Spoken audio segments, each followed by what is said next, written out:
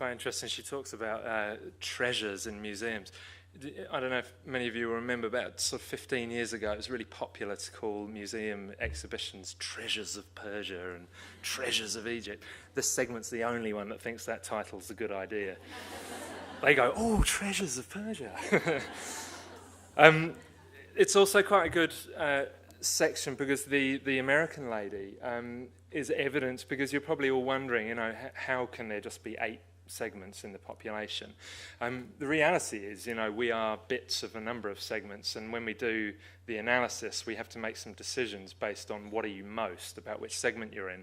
I think the American lady, you can see, is not typical of this segment, and she obviously shares some attributes, maybe with stimulation. She, you know, I don't even know what Splatter Festival is. I've never heard of it. So, you know, there is evidence when you talk to people that they, you know, while most of the messaging for each segment will work for them, they're going to have some differences. I guess it's a bit like a horoscope, you know, especially if you're born on the 21st or whatever, you a bit of one and a bit of the other. The next segment, Release, is my segment. It's the only segment that is not based on kind of core values and motivations, because right through the research process, which took us about 3 years, we kept kind of coming across this roadblock of people for whom their arts and cultural priorities had changed because of life stage.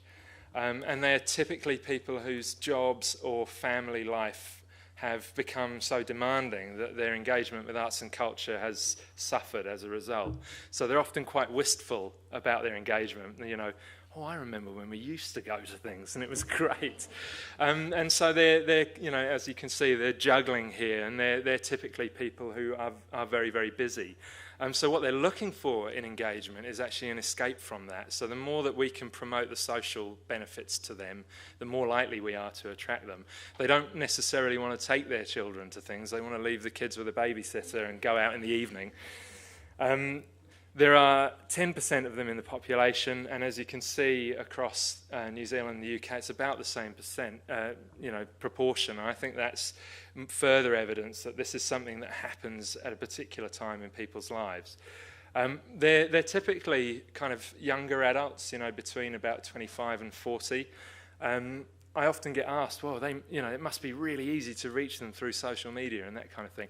Actually not. Really interestingly, just because they are mostly younger adults, they will have Facebook pages, Twitter accounts, this, that, and the other, but they're infrequent. And because they're so busy, you know, if I look at my Facebook page, I look at what I can see. I don't think I've ever scrolled down to see what happened in the last 10 hours since I last looked at it. So as a means of communicating with me, it's actually very poor, because unless you happen to put your post on right when I'm looking at it,